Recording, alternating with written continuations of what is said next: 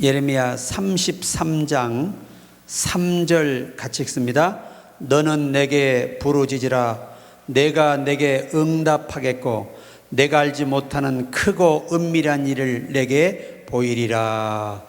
아멘. 오늘 말씀의 제목이 부르짖으면 응답하리라. 자, 해봅시다. 부르짖으면 응답하리라. 이 당시의 상황은 지금 이 예레미야는 시드기야 왕 때에 옥에 갇혀 있는 상황입니다. 그런데 나라는 멸망 직전에 있었어요. 정말 진퇴양난에 빠져 있는 이 시대에 예레미야는 하나님의 뜻을 온전히 전하는데 그게 왕의 마음에 들지 않는 겁니다. 그래서 옥에다 가두어요. 또 하나님께서 그 절망 속에 있을 때 예레미야에게 너는 내게 부르짖어라. 지금 진퇴양난 어찌할 수 없는 상황일지라도 낙심하지 말고 너는 내게 계속해서 부르짖어 기도하라. 그러면 내가 반드시 응답하겠다. 그러니까 지금 나라가 멸망 직전에 있는데 네가 내게 기도하면 이 나라를 구원해 주겠다는 거예요. 그게 응답입니다. 응답. 그리고 내가 알지 못하는 크고 은밀한 일을 내게 보이리라. 그러니까 인간의 이성과 인간의 이 지능으로 이해할 수 없는 하나님의 고유 고난 속에 있는 비밀을 인간에게 알려주시겠다는 것입니다. 그래서 우리가 어떤 상황에 처하든 기도를 멈추지 말아야 됩니다. 기도를 멈추게 되면 문제가 심각해지는 것이죠. 오늘 그래서 이 본문의 말씀을 중심해서 이제 말씀을 우리가 나누어 보는데 하나님의 언약과 명령, 이게 본문의 팩트예요. 하나님은 스스로 언약하시고 명령하시고 또 그것을 지키시는 분이 하나님이십니다. 그 명령이 뭐냐? 너는 내게 부르짖으라. 현 상황을 보지 마라. 너는 지금 내게 집중해야 된다. 지금 나라가 망하는 이 상황에 빠져들면 너는 낙심과 절망과 좌절 속에 있을 것이고 우울해질 것이고, 그러나 이 상황을 바꿀 수 있는 내게 돌이켜서 내게 기도한다면, 나를 신뢰한다면 반드시 이 문제는 해결될 것이다 하는 하나님의 언약입니다. 언약. 그러니까 여호와께서 형식적인 기도를 요구하는 게 아니고 하나님께 집중하는 기도를 요구하시는 거예요. 바꿔서 말하면 이 상황을 마음에 두면, 네가 이 상황 속에 휘말리게 되면 너는 기도도 할 수 없게 된다는 거예요. 이 상황에 지금 휩싸이지 말고 휘둘리지 말고 오직 나를 의지하고 내게 기도해라. 나를 향하라. 그런 뜻으로 우리가 이해할 수가 있습니다. 그러니까 이 하나님의 말씀의 의도가 뭐냐면 상황에 미혹되어서 휩싸이지 말고 나와의 관계에 집중하라. 이런 뜻이에요. 그러니까 우리가 어떤 상황이 오든 간에 하나님과의 관계에 집중하는 사람만이 돌파구를 만들어요. 왜? 하나님이 길이 되시니까. 그러니까 우리가 모든 길이 막히고 삶의 절망 속에 있을지라도 낙심하지만 않고 하나님과의 관계를 돈독하게 하기 위해서 더 기도에 집중한다면 그는 전화위복의 축복을 하나님이 주십니다. 그러니까 부르짖으라 명령하시고 두 번째가 뭐냐면 약속입니다. 네가 부르짖으면 내가 응답해 줄게. 약속이죠, 약속. 그러니까 하나님은 기도를 들으시는 분이에요. 그 영국에 한 여자분인데요, 일평생 기도만 하신 분이 있었어요. 어느 날 그 교회 교우가 그 집을 방문하게 됐는데 이렇게 문틈으로 소리가 들려서 살짝 이렇게 유리창 안으로 보니까 혼자 앉아서 앞에 있는 의자를 향해서 아주 진지하게 대화를 하는 거예요. 그러니까 이 교우가 볼 때는 상당히 좀 의아하고 이해가 안 되고 굉장히 문제가 있는 광적인 사람같이 느껴지는 거예요. 그래도 궁금해서 한번 문을 두들기니까 한참을 한 5분 이상 기도하고 마무리하더니 반갑게 문을 여는 거예요. 그래서 이제 차 한잔 나누며 대화를 하는 겁니다. 하는데 아유, 성도님 어떻게 그렇게 누구와 대화를 그렇게 하시는 거예요? 제가 잠깐 이 문에서 들여다봤는데 그렇게 진지하게 대화하시는데 누구하고 하시는 거예요? 그러니까 이분이 하신 말씀이 예수님과 대화를 했습니다. 우리 눈에는 보이지 않지만 그분은 내 앞에 계시고 내 안에도 계십니다. 저는 그분하고 매일 이렇게 대화하고 있습니다. 근데 이분이 이 하나님과 깊은 대화를 하다 보니까 교회에 다가오는 어려움도 미리 다 알려주고 또 다가오는 축복도 알려주고 또 어떤 성도들의 그 애환을 미리 알고 예방법을 알려주고 굉장히 교회에 유익한 일을 한 것입니다. 그게 뭐냐? 비밀한 일을 보여주는 거예요. 우리도 하나님께서 불철주야 기도하면 알려주십니다. 그러니까 성경을 보면 하나님의 응답은 즉시 오는 응답도 있고 하나님의 때에 섭리를 이루기 위한 때에 응답하는 것도 있고 또 초자연적인 방법으로 기적을 베풀어서 응답하시는 방법도 있고 사람이 할 수 없으면 직접 하나님이 도우시고 이스라엘 백성이 광야에 있을 때 여러분 만나는 하나님의 일은 못 내리잖아요. 천사가 내릴 수 있는 게 아니에요. 반석에 물을 내는 것도 여호와 하나님의 누가 물을 낼 수 있어요. 천사는 못 내요. 메추라기를 어디서 다 그렇게 때려 보내서 백성들을 배불리 먹이겠어요. 하나님만 할 수 있는 거예요. 그래서 우리가 초자연적인 방법으로 응답하는 경우가 많아요. 그리고 항상 우리가 응답을 받기 위해서는 부르짖고 또 조용히 질문하고 하나님의 답을 기다리는 이런 기도 생활이 필요해요. 물론 우리가 어려움이 있을 때 온몸에 절규하는 울부짖는 기도도 응답하시고 또 속삭이면 조용히 그분께 질문할 때 성령이 내게 응답을 주시는 응답도 있다는 거예요. 그래서 기도를 신약성경 두 가지로 크게 나누는데 프로쇼코마이, 중보기도, 엔팅카노, 안에서 만나는 기도, 요 교통하는 기도지요. 그러니까 하나님이 우리의 기도를 때로는 침묵하는 것도 응답이에요. 어느 집사님이 자동차가 갖고 싶어서 기도를 해요. 하나님, 저 교회 걸어오는 게 한 8km나 되는데 차를 주시면 내가 우리 동네 사람들 다 태우고 가고 싶어요. 그런데 하나님이 1년이 가도 차를 안 주는 거예요. 1년이 가도 차를 안 줘요. 그래서 낙심하고 있는데 어느 날 새벽에 기도하는데 이 기도의 응답이요 1시에서 3시 사이 이때가 영적인 체험이 많아요.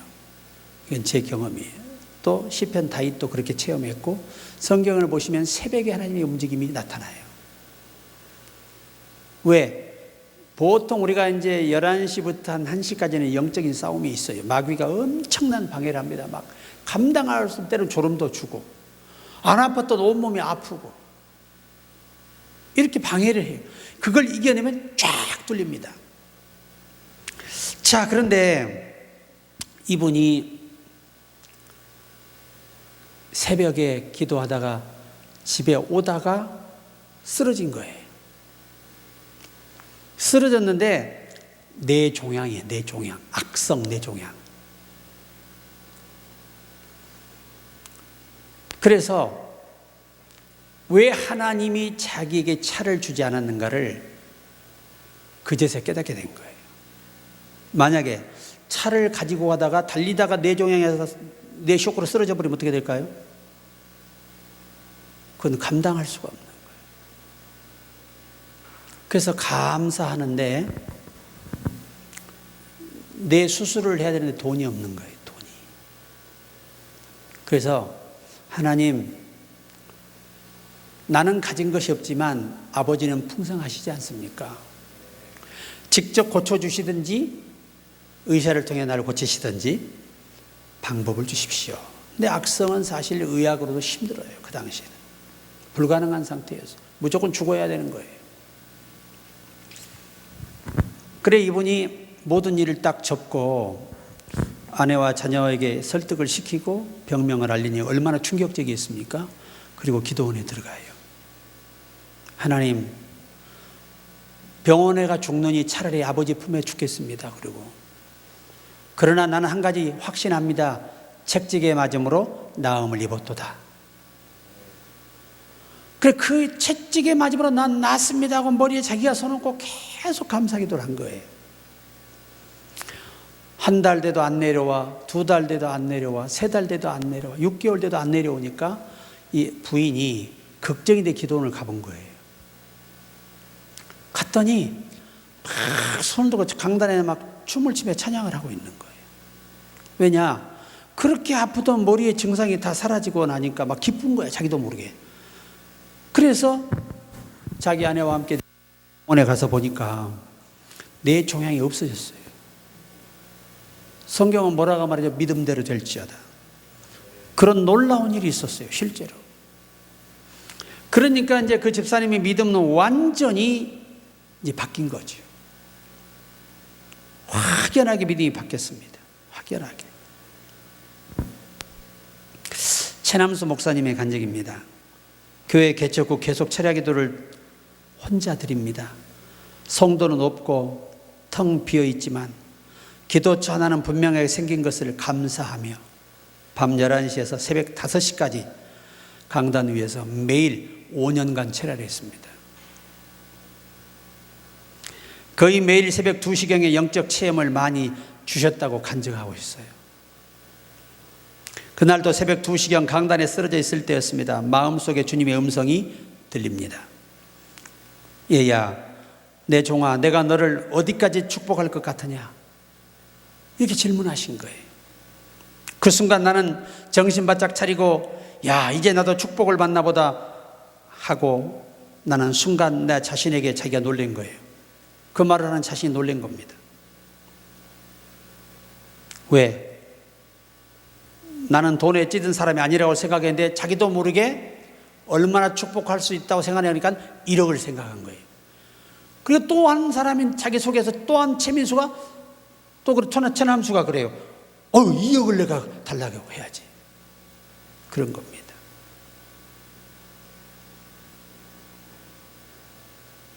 그런데 그 순간 내 속에 또 다른 최남수가 야 이놈아, 기회는 한 번뿐이야. 기왕이 구하는 거 3억 달라고 해. 또 다른 최남수가.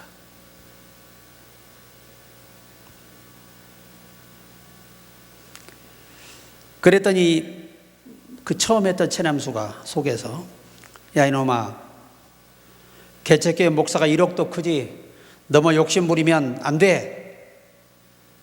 그 순간 자기가 감동한 거예요. 감동.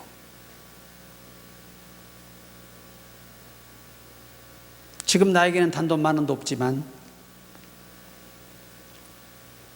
하나님은 기도하는 대로 하나님 뜻에 맡기고 열심히 기도만 하겠다. 이렇게 결론을 내린 거예요, 이제. 그러니까 6억이 내가 어떻게 축복할 것 같으냐 그러니까 1억, 2억, 3억까지 갔다가 감동을 받고 깨달아가지고 이제 주님 뜻대로 이루시라 기도만 하는 거예요.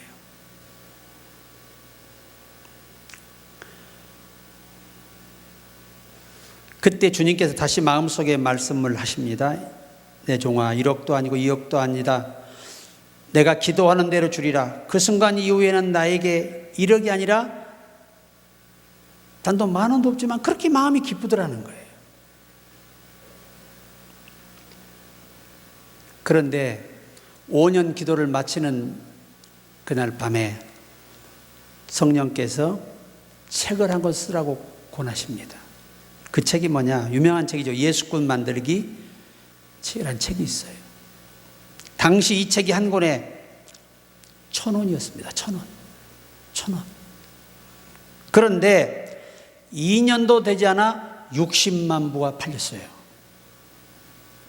그 돈이 얼마냐? 6억 원입니다. 6억 원.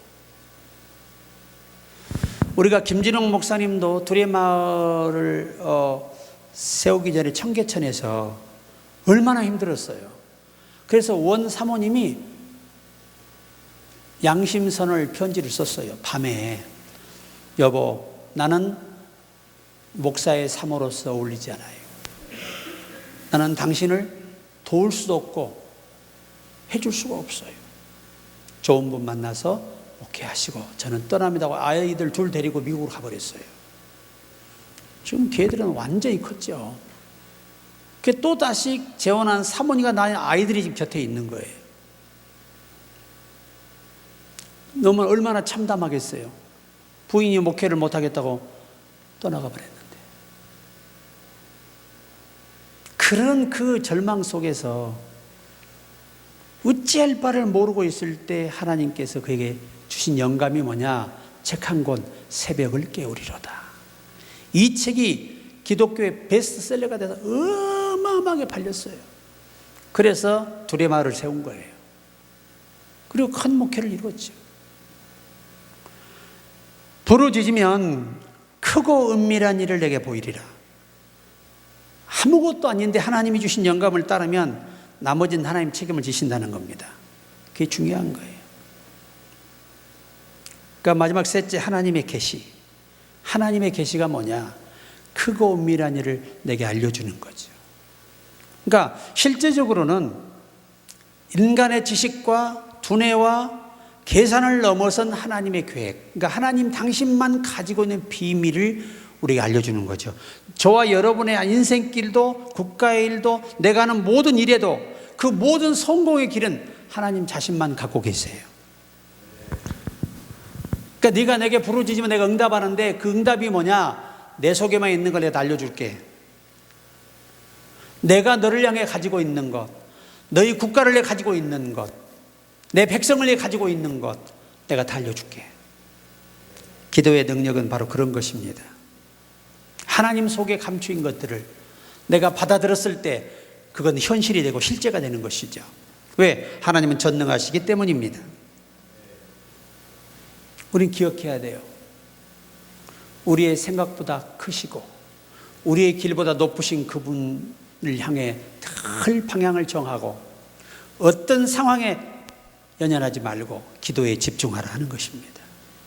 로마서 8장 28절, 생각하건대 현재의 고난은 장차 우리에게 나타날 영광과 비교할 수 없도다. 참 성경을 보면 그러니까 하나님께서 사도들을 보세요.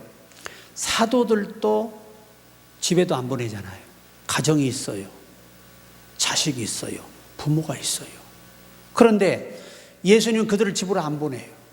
산에 끌고 가서 밤새 기도시켜요.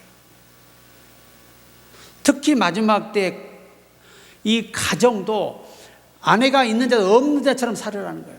마지막 때 정말 우리가 기도 그렇게 많이 하지 않으면 주의 비밀을 얻을 수 없고 정상적인 목회자를 못해요.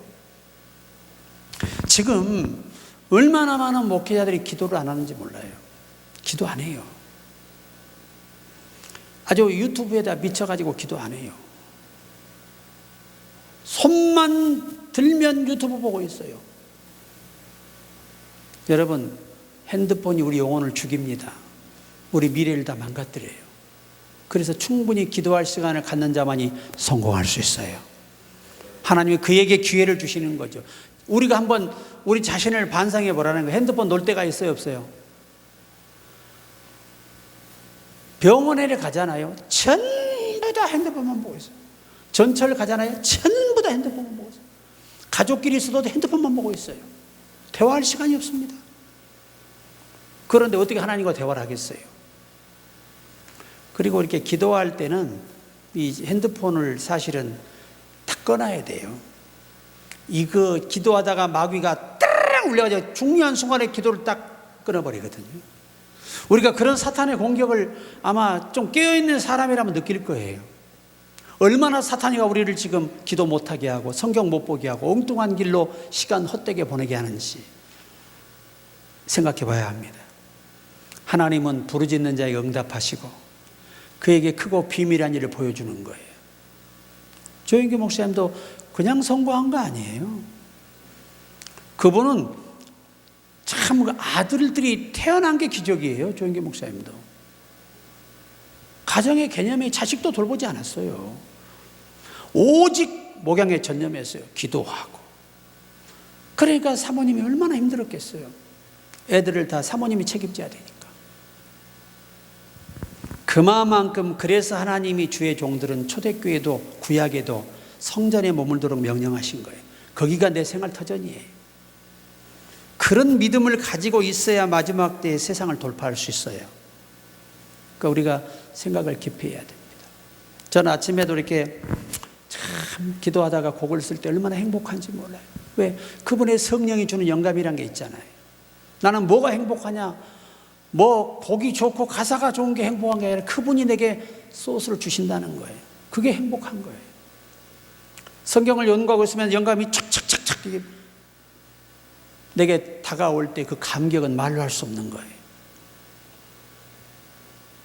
그러니까 목회를 성공한 분들은 전부 다 성전에서 기도하는 일에 전무하고 또 말씀을 준비한 일에 전무하고 양떼의 이 형편을 살피는 사람만이 성공할 수 있는 거예요. 그러니까 우리가 앞으로 이 주의 길을 가는 데 있어서 이 원칙이 우리에게 지켜지지 않으면 사람이 자기 꿈을 위해 목회하는 거예요. 자기 꿈을 위해서. 내가 장건대 목사님 간증했잖아요. 80세 어른이 30일 금식을 했습니다. 80이 되니까 내가 언제 죽을지 모른다는 생각이 들더라는 거예요. 그래서 내가 이대로 죽어도 되는가라고 생각할 때 잠이 오질 않고 음식이 들어가질 않더래요. 그래서 30일 금식을 하신 거예요. 그런데 그 금식하고 나서 하나님이 영안을 열어주는데 그를 책망하시는 거예요. 그렇게 큰 교회를 가지고 목회에 성공한 분인데 말이에요. 내가 가니까 나 목사 내가 잘못 살았다는 거예요. 뭘 잘못 사셨어요? 이렇게 큰 교회 이루시고. 이게 중요한 게 아니다. 나는 내 꿈을 위해서 목회했다. 주님을 위해 목회해야 되는데 그것이 지금도 내 가슴에 메아리 치는데 그래 내 마음과 주님을 향한 내 기도가 다르다는 거예요. 성도들도 마찬가지예요. 기도 많이 하는 사람들이 성공해요. 성경은 명시합니다. 너희가 내 이름으로 구하라 내가 시행하리라. 너희가 얻지 못하면 기도하지 아니하며. 항상 기도하는 사람에게 하나님은 성공의 길을 알려주시고 또 하나님이 정한 길을 알려주세요. 어느 교회 그 교회의 이 재정을 좌지우지하는 장로님이 가장 헌금을 많이 하는 분이 있었어요. 그런데 이분이 만약에 사업이 무너지면 그 교회는 하루아침에 문 닫는 거예요. 왜? 다른 교인들 헌금으로 그 자체 유지가 되질 않아요. 그러니까 이 장로님이 헌금을 제때 11조로 해야 교회가 운영이 되는 거예요. 그런 절박한 상황인데 목사님이 간절히 기도하는데 이 장로님이 한 달 후 1일 되는 날에 교통사고 나는 걸 환상으로 보여준 거예요. 그래서 이 목사님이 그러신 거예요. 장로님, 한 달 지나고 다음 날은 절대 차 타지 마세요. 그랬는데 차를 타가지고 현장에 즉사해버렸어. 현장에 즉사해버렸어. 하나님이 알려줘도 불순종하면 방법이 없잖아요. 성령은 장래일을 알리시는데 목사님께 알려주셨는데 그걸 거부하는 거예요. 이전에 우리가 이제 김진홍 목사님 뵀을 때 이분은 철학을 하신 분이고 또 강나루 신학을 하신 분이에요. 통합지역. 이분이 이제 신학을 하시고 두레마을에서 이제 사역을 하시다가 CBS 방송국에서 이 간증 프로에 좀 나와달라고 요청이 와서 아침에 이제 아주 베테랑 운전수 집사님, 그 당시에 이제 프라이드 DM을 타셨는데, 기도하는 거예요. 목사님이 차에서, 하나님, 오늘 제가 CBS에 가서 간증하고 올 텐데 오가는 길을 지켜주십시오. 기도한 거예요. 근데 갑자기 마음속에서 오늘 가면 안 되겠다는 생각이 그렇게 간절히 오더라는 거예요. 그러니까 집사님, 내 생전 처음 일인데 와 이리 내 마음속에 오늘 가서는 안 될 마음을 주지. 그러니까 이 집사님이, 아유 목사님, 저 20년 무사고 운전자입니다. 걱정하지 마십시오. 그리고 출발의 길을 딱 나오는데 덤프차가 들이받은 거 아니에요. 그 다행히 뭐 크게 다치질 않았어요. 두 분 다. 그 이후로 이 김진영 목사님이 성령의 역사에 대해서 뼈가 저리게 그때 체험을 하고 그렇게 기도를 바꾼 거잖아요. 난 오늘 여러분이 이 말씀을 오늘 듣고 하나님은 명령하신다, 결론이죠. 부르짖어라. 그러면 내가 응답하겠다. 그리고 네가 원하는 것보다 훨씬 올등하고 높고 깊은 내 속에 있는 비밀을 내가 너에게 전해줄게. 나라에 되어질 일, 네 앞날, 또 백성들에 대한 범죄의 문제, 모든 것들을 다 보여주신 거예요. 오늘 우리는 기도의 기준을 현재 상황에서 꼭 벗어나야 돼요. 현재 상황을 생각하면 낙심이 되고 불안해 기도가 안 됩니다. 그럼 어떻게 할 것이냐? 하나님을 신뢰하고 전적으로 그분께 매달려야 돼요. 그게 사는 길이에요. 우리 교회가 정말 진퇴양난이 왔었잖아요. 이건 내 힘으로 할 수 있는, 우리 성도가 할 수 있는 일이 아니었어요. 그런데 하나님은 부르짖기만 했는데도 응답하셨잖아요. 내가 여러분 이 성전 우리 이 재건할 때 얼마나 그 추운 데서 이불 하나 덮지 않고 파카 그냥 뚜껑 하나 입고 이 성전에 엎드려 기도했잖아요. 그 기도를 하나님이 들으신단 말이에요. 그 기도들이 헛되지 않아요. 그래서 오늘이 있는 거예요. 오늘이. 여러분, 우리는 하나님을 신뢰하는 자리에 머물고 믿음의 자리에 머물고 하나님을 끝까지 경외하는 믿음으로 인내하며 기도할 때 우리가 상상할 수 없는 하늘의 비밀이 내게 오고 우리 인생은 아름답게 펼쳐집니다. 아름답게 펼쳐진다는 건 하나님의 뜻대로 열린다는 얘기예요. 이게 가장 아름다운 겁니다. 그러니까 응답을 요구하기 전에 먼저 부르짖으라는 거죠. 절망의 깊이보다 기도의 깊이에 도달함이 가장 중요하다. 하나님 오늘 또 말씀하십니다. 너는 내게 부르짖으라. 오늘 이 명령에 순종하고 모든 삶에 역전하는 여러분 되기를 주의 이름으로 축원합니다.